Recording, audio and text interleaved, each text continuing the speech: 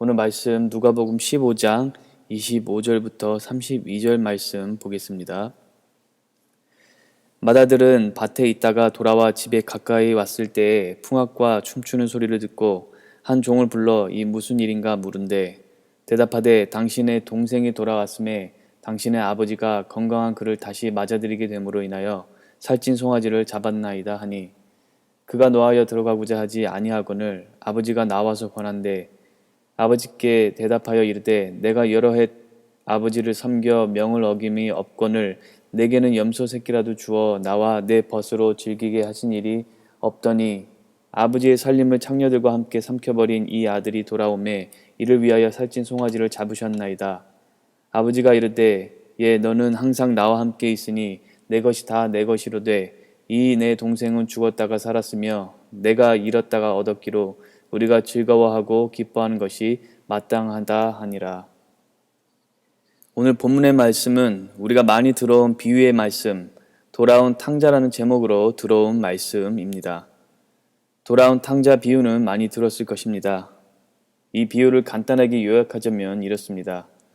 어떤 사람에게 두 아들이 있었습니다. 그런데 그 두 아들 중에 둘째가 아버지에게 재산 중 자신의 몫을 달라고 했습니다.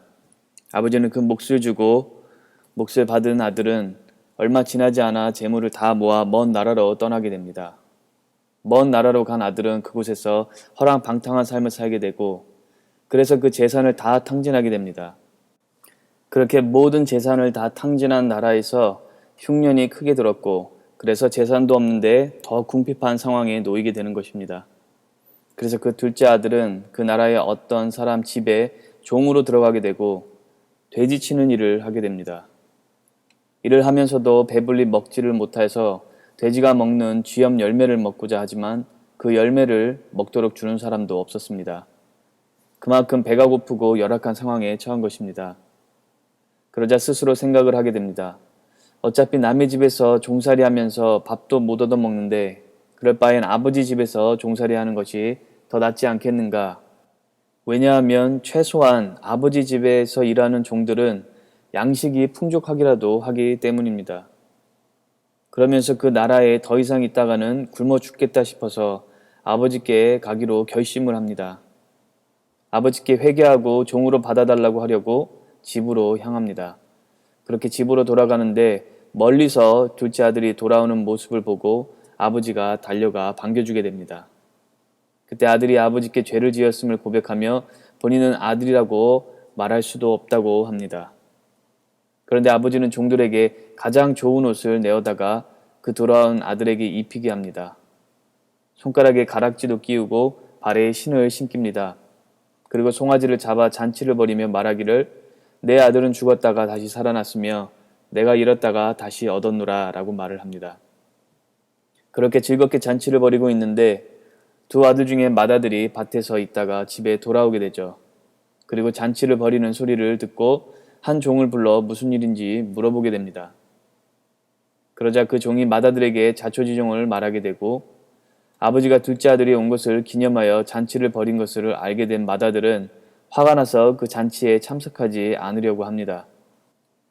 그러자 그 말을 들은 아버지가 맏아들에게 나와서 잔치에 들어가자고 권합니다. 맏아들은 아버지께 이렇게 말을 합니다. 여러 해 동안 아버지를 섬기고 순종하였는데 염소 한 마리도 잔치하라고 주신 적이 없으면서 아버지의 살림을 가져가서 창녀들과 함께 삼켜버린 이 둘째 아들이 오니까 살찐 송아지를 잡고 잔치를 여신다. 그렇게 분노하면서 비아냥거립니다. 그러자 아버지가 맏아들에게 너는 아버지와 항상 함께 있었고 나머지 재산도 다 내 것이 될 것인데 무엇이 문제인가 말하면서 오늘 읽은 본문 말씀에 내 동생은 죽었다가 살아났으며 내가 잃었다가 얻었기로 우리가 즐거워하고 기뻐하는 것이 마땅하다라고 말을 하며 이 비유가 끝납니다. 겉보기에는 회개하고 돌아오는 둘째 아들의 모습과 그가 입은 은혜의 중심을 두는 비유인 것 같지만 사실은 그보다 더 깊은 메시지를 담고 있는 비유입니다. 이 비유를 제대로 이해하려면 탕자의 비유를 기록한 누가복음 15장 11절에서 32절만 볼 것이 아니라 누가복음 15장 전체를 보아야 합니다. 누가복음 15장 1절부터 보면 예수님께서 세리와 죄인들에게 말씀을 전하시며 그 그들을 영접하고 음식도 같이 잡수시는 상황임을 알 수가 있습니다. 죄인들과 교제하시고 말씀 전하시는 모습을 본 바리새인들과 서기관들, 즉 매우 종교적이고 하나님 앞에서 스스로 의롭다고 말하는 사람들이 서로 수군거리며 예수님께서 죄인들과 교제함을 놓고 비난을 합니다. 그러자 예수님께서 그들의 비난함을 보시고 죄인들과 교제하는 이유에 대해서 비유로 설명을 해주십니다. 누가복음 15장에 기록된 비유는 총 3개입니다. 첫 번째는 잃어버린 양 한 마리를 찾는 비유이고, 두 번째는 잃어버린 은 동전 한 입을 찾는 비유이고, 세 번째가 바로 탕자의 비유입니다. 이렇게 누가복음 15장은 3개의 비유로 똑같은 메시지를 전하고 있습니다. 바로 하나님께서 잃어버린 영혼을 찾으신다는 그런 메시지입니다. 바리새인과 서기관들이 예수님께서 죄인들과 교제하는 모습을 이해하지 못하자 예수님께서 그러한 교제가 왜 중요하고 당연한 것인지 말씀하시려고 위에 3가지 비유를 주신 것입니다. 즉 탕자의 비유는 탕자가 회개하고 돌아온 모습에 초점을 맞추기보다 그러한 아들을 기다리고 받아주는 아버지의 마음에 집중을 해야 하는 것입니다. 그렇게 잃어버린 양, 동전 또는 방탕한 아들과 같이 하나님께서는 잃어버린 영혼을 찾기 원하신다는 것이 누가복음 15장 전체의 핵심입니다. 이 3가지 비유 중에서도 탕자의 비유는 더 자세하게 다루고 있습니다. 핵심은 잃어버린 영혼을 찾으시고자 하는 아버지의 마음이지만 그 핵심을 중심으로 여러 가지 영적 교훈과 진리를 담고 있는 이 비유를 함께 깊이 나누기를 원합니다. 탕자의 비유가 3가지 비유 중 가장 큰 비중을 차지하고 보다 자세한 내용을 담고 있는 이유는 등장인물과 설정에 있을 것입니다. 다른 비유와는 확연하게 다르게 아버지와 아들들의 관계로 설정이 되었고 그것은 하나님과 우리의 관계를 가장 실질적으로 묘사하고 있기 때문에 잃어버린 양이나 은 동전 비유가 전하는 메시지보다 더 자세하고 깊다는 것을 알 수 있습니다. 물론 잃은 양 비유나 동전 비유가 가지고 있는 메시지도 동일하고 강력합니다. 잃어버린 영혼을 찾으시는 하나님 아버지의 마음을 잃어버린 소중한 것을 찾는 그 마음에 비유한 것입니다. 그 절실함과 찾았을 때 말로 표현할 수 없는 기쁨을 묘사하고 있는 것입니다.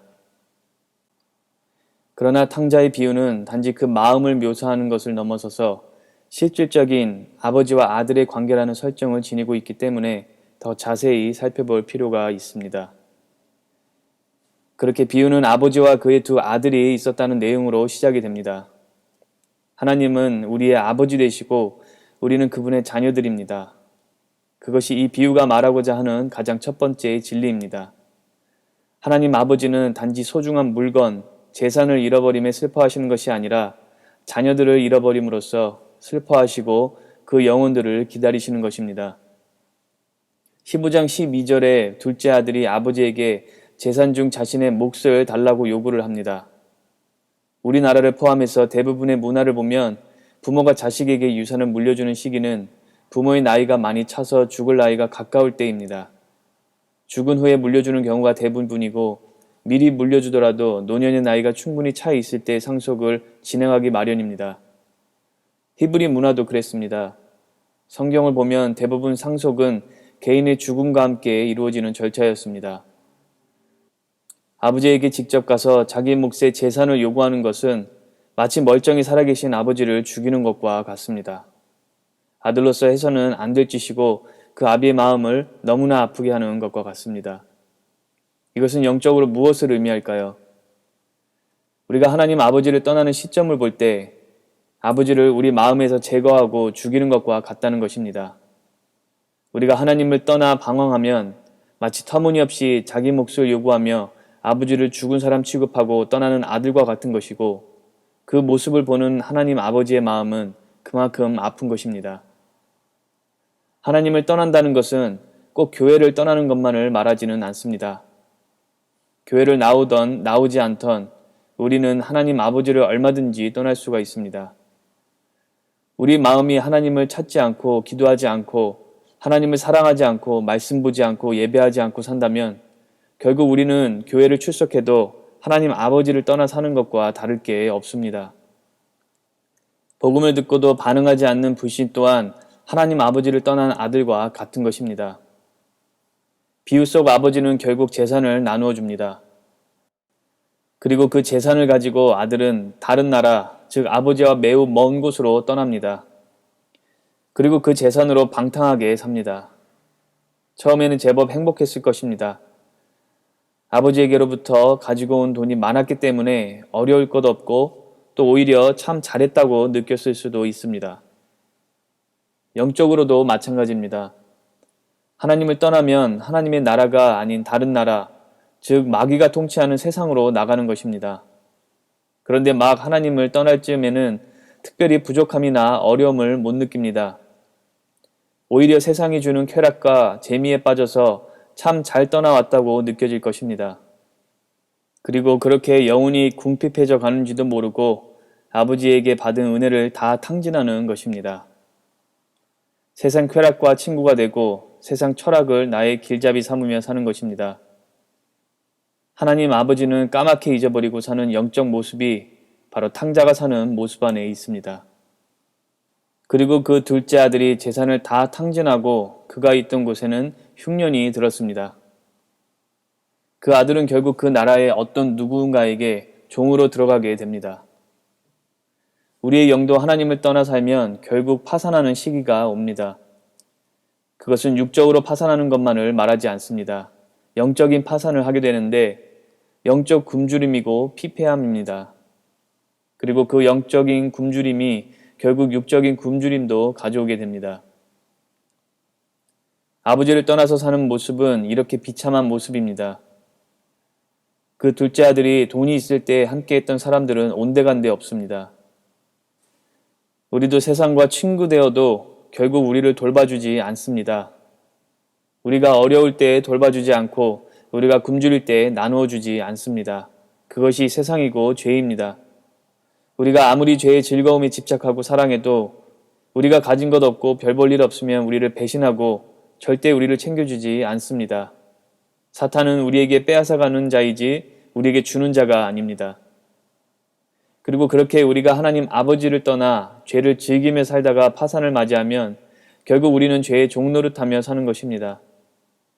둘째 아들이 배고파서 다른 사람의 집에 종노릇하듯이 우리도 세상에서 방탕한 생활을 하며 하나님의 은혜를 다 허비하고 죄의 종노릇하며 살게 되는 것입니다. 그렇게 세상에 매여서 이기는 삶이 아닌 지는 삶을 사는 사람들이 너무나 많습니다. 우리가 하나님 아버지 안에 있기만 하면 무엇이든 구하는 대로 주시고 주인 노릇하고 권세를 갖고 살게 되고 하나님과 같이 일하며 살게 되는데 굳이 하나님 아버지 곁을 떠나 죄를 친구하고 살다가 결국 죄에 매이고 종으로 사는 것입니다. 얼마나 처참한 모습인지 모릅니다.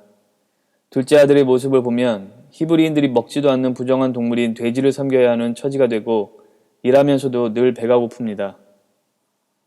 하나님을 떠나 죄의 종노릇하고 세상을 섬기고 살면 항상 목마르고 배고픕니다. 그리고 나보다 못한 돼지와 같은 사탄 마귀를 섬기며 살아야 하는 것입니다. 이것이 하나님 아버지를 떠났을 때 맞이하는 결과입니다. 이것은 꼭 하나님께서 벌을 주신 것이 아닙니다. 둘째 아들은 아버지가 벌 주어서 돼지나 섬기는 종으로 살게 된 것이 아닌 것처럼 하나님 아버지와의 관계를 끊고 떠나 세상 밖으로 나가 방탕한 삶을 사는 그러한 사람이 맞이하는 결과일 뿐입니다. 그렇기 때문에 항상 하나님과 함께 해야 한다고 말씀하시는 것입니다. 이렇게 시작과는 너무나 상반된 결과를 맞이한 둘째 아들. 바닥 중에서도 바닥을 치며 살고 있는 참 비참한 모습입니다. 그런데 놀라운 진리가 있습니다. 이렇게 바닥을 치고 비참한 모습을 겪게 되지만 그러므로 비로소 아버지의 은혜와 아버지의 사랑을 발견하게 됩니다. 그렇게 볼 때 하나님을 떠나 사는 사람의 영적 파산과 비참함은 오히려 은혜가 됩니다. 그 시기를 통해서 아버지를 알게 되고 그 시기를 통해서 회개하게 되고 그 시기를 통해서 아버지에게 돌아오게 되기 때문입니다. 또 그 시기를 통해서 다시 일어나고 회복하는 시간을 갖게 됩니다. 둘째 아들이 깨닫는 시점이 바로 이렇게 비참한 바닥을 쳤을 때였습니다. 그러고서는 아버지에게 돌아가 회개하고 차라리 아버지의 종이 될 것을 다짐합니다. 우리가 다 잃어버리고 아무것도 남지 않을 때, 바닥을 치고 가장 어려울 때가 결국은 은혜의 때인 줄을 믿으시기 바랍니다. 그 시기를 통해서 하나님 아버지를 알게 되고 하나님께 돌아갈 수가 있습니다. 우리가 하나님 아버지를 떠나서도 만약 파산하지 않는다면 영원히 하나님 아버지께 돌아가지 못할 수도 있기 때문에 우리가 하나님 아버지를 떠났을 때 파산하는 것이 얼마나 은혜이고 중요한지 모릅니다. 또한 꼭 하나님을 떠난 사람이 아니더라도 하나님께서 바닥까지 내려가게 하시고 다 내려놓고 하나님만 바라보게 하시는 경우도 있습니다. 모세도 그랬고 요셉도 그랬고 다윗도 그랬습니다. 저도 신학을 시작하면서 하나님과 더 가까워지고 깊어졌지만 그때부터 더 낮아지게 하시고 훈련하셨습니다. 감사한 것은 그 시기가 은혜의 시기라는 것입니다. 그러니 하나님 아버지를 떠나 바닥까지 가신 분들이든 하나님 아버지를 떠나지는 않았지만 그럼에도 바닥까지 가신 분들이든 이 시기가 축복인 줄을 기억하시기 바랍니다. 그 시기를 통해서 반드시 하나님의 은혜를 경험하실 것입니다. 그렇게 단순하면서도 깊은 깨달음을 얻은 둘째 아들은 이제 아버지에게 갑니다. 아버지께 가면 뭐라고 말할지 머릿속에 생각하면서 갔을 것입니다. 받아주시지 않으면 어쩌나 걱정을 하며 갔을 수도 있습니다. 그렇게 복잡한 마음을 가지고 걸어오는 아들을 멀리서 보는 아버지. 예수님은 말씀을 하십니다. 아직도 거리가 먼데 아버지가 아들을 알아보고 그에게 달려갔다고 하십니다. 이 대목은 하나님 아버지께서 하나님을 떠난 사람들을 얼마나 기다리고 계신지에 대해서 말해주고 있는 부분입니다. 그 아버지는 아들이 언제쯤 올까 기다리며 늘 길끝을 바라보고 있었던 것입니다. 그것이 하나님 아버지의 마음입니다. 그리고 아버지로서 체면도 다 버리고 그 아들을 맞이하러 달려나가는 모습이 또한 하나님 아버지의 마음을 묘사하고 있는 것입니다. 둘째 아들은 자신이 저지른 일이 너무나 괘씸하고 배은망덕하여 아들이라 불릴 자격도 없다고 여겼지만 아버지는 괘씸하다, 꼴 좋다 이렇게 책망하는 것이 아니라 오히려 그 아들이 돌아옴에 그저 기뻐서 새 옷을 입히고 가락지를 끼우시고 새 신을 신깁니다. 하나님 아버지께 다시 돌아가려면 먼저 철저한 회개가 필요합니다. 그러한 마음이 없다면 하나님 앞에 돌아가고자 하는 마음도 없을 것입니다. 그렇게 철저하게 회개하고 하나님의 은혜를 구하는 자에게 하나님은 오히려 우리가 자녀됨을 상기시켜 주십니다. 그리고 그 신분을 회복시키십니다. 아버지는 살진 송아지를 잡고 잔치를 벌입니다. 그만큼 잃어버린 아들을 다시 찾음이 너무나 큰 기쁨임을 말해주는 대목입니다. 그리고 15장 24절에 이렇게 말합니다. 내 아들이 죽었다가 다시 살아났으며 내가 잃었다가 다시 얻었노라 하니 이렇게 기뻐하고 있는데 맏아들이 밭에서 일을 마치고 돌아옵니다. 그리고 자초지종을 듣고 화가 나서 잔치에 들어가기를 거부합니다. 아버지가 나와 첫째에게 들어가서 함께 기뻐하자고 권유를 할 때 큰아들은 아버지에게 이렇게 말을 합니다. 15장 29절에서 30절에 보면 아버지께 대답하여 이르되 내가 여러 해 아버지를 섬겨 명을 어김이 없거늘 내게는 염소 새끼라도 주어 나와 내 벗으로 즐기게 하신 일이 없더니 아버지의 살림을 창녀들과 함께 삼켜버린 이 아들이 돌아오매 이를 위하여 살진 송아지를 잡으셨나이다. 이렇게 말을 하며 작은 아들이 괘씸한 행동을 했음에도 오히려 그 아들에게는 송아지까지 잡아주는 게 부당하다고 따지고 비아냥거리는 장면입니다. 많은 사람들은 탕자가 돌아오는 장면과 그 아들을 받아주는 아버지의 모습이 이 비유의 하이라이트로 여깁니다. 그러나 오히려 이 맏아들과 아버지의 대화하는 장면이 이 비유의 하이라이트고 핵심이라고 여길 수 있습니다. 왜냐하면 예수님께서 전달하시고자 하는 메시지가 탕자가 돌아오는 장면에서도 있지만 맏아들과 아버지의 대화 장면에 가장 진하게 녹아있기 때문입니다. 설교 초반부에 말했듯이 이 비유를 포함해서 누가복음 15장에 있는 세 개의 비유가 가지고 있는 핵심은 하나님 아버지의 마음, 즉 하나님께서 죄인이 하나님 앞에 돌아오는 것을 얼마나 기뻐하시는지에 대해 다루고 있다고 말했습니다. 그러한 관점에서 볼 때 마다들은 그 핵심되는 아버지의 마음을 모르고 오류를 범하는 것입니다. 예수님께서 이 자세하고 깊은 비유를 통해 전하시는 메시지가 절정에 이르는 부분이 바로 마다들이 아버지의 마음을 이해하지 못하고 둘째 아들 못지않게 철없는 말을 하는 부분입니다. 만약 마다들이 그 아버지의 마음, 정말 그 둘째 아들을 너무나 사랑하셔서 잃어버렸다고 생각했던 그 아들을 다시 찾은 기쁨을 안다면 왜 그 방탕했던 아들, 괘씸한 아들을 반겨주고 잔치까지 열었는지 충분히 알았을 텐데 마다들은 그것을 알지 못했고 그래서 아버지에게 대들고 비아냥거렸던 것입니다.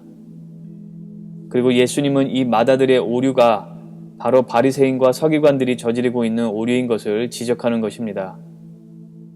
바로 아버지 마음은 조금도 알지 못하고 자기의 생각과 기준에서 이를 판단하는 모습, 이것이 이 비유의 핵심 메시지입니다. 그리고 우리는 이 비유를 통해서 하나님 아버지의 마음을 알려고 노력해야 합니다. 우리는 아버지의 마음을 모릅니다. 하나님 아버지를 떠난 사람도, 믿기를 애초에 거부하는 사람도 그 아버지의 마음을 모르지만 마다들처럼 하나님 아버지 안에 늘 있다고 하는 사람도 그 아버지의 마음을 잘 모르는 것입니다. 그 아버지 마음을 안다면 항상 아버지를 이해하고 순종할 수 있습니다. 아버지 마음을 안다는 것은 단지 예수님이 왜 죄인과 함께 하셨는지, 얼마큼 한 영혼을 사랑하시는지에 국한된 것이 아닙니다. 이것은 하나님께서 하시는 모든 일 가운데 아버지의 마음을 알아야 한다는 것입니다. 나의 기준과 생각과 경험으로 판단할 것이 아니라 하나님 아버지의 마음을 알고 모든 일을 그렇게 바라봐야 합니다. 그럴 때 우리는 순종할 수 있고 그럴 때 우리는 아버지를 더 사랑할 수 있는 것입니다. 아버지의 마음을 알려면 우리는 무엇보다 십자가를 보면 됩니다. 우리를 너무나 사랑하셔서 아들 예수를 희생시키시면서까지 구원하시려는 하나님 아버지의 마음을 우리의 마음으로 이해하고 깨닫게 될 때 우리는 진정으로 하나님 아버지와 깊은 관계에 들어갈 수가 있는 것입니다. 그 깊은 관계만 확실하다면 그 안에서 우리는 자유를 얻게 되고 그 안에서 우리는 치유를 얻게 되고 회복을 얻게 되고 권세를 누리게 되고 죄를 이기는 삶을 살게 됩니다. 더 나아가서 예수님을 전하는 복음을 말하는 삶을 살게 되는 것입니다. 예수님은 아버지의 마음을 너무나 잘 알았고 그래서 순종하여 십자가에 매달리셨습니다. 그리고 예수님의 순종으로 우리는 하나님 아버지께 나아갈 수 있는 것이고 자녀로서 관계를 맺을 수 있는 것입니다. 하나님 아버지의 마음을 아는 것이 신앙생활의 열쇠입니다. 아버지의 마음을 알면 순종이 되고 아버지의 마음을 알면 우리에게 좋은 것을 주실 것을 알기 때문에 믿음으로 살 수가 있습니다. 아버지를 떠났다가 돌아온 탕자도 아버지 곁에 있던 마다들도 아버지의 그 진정한 마음을 모르고 아버지 마음을 아프게 한 것을 기억해야 합니다.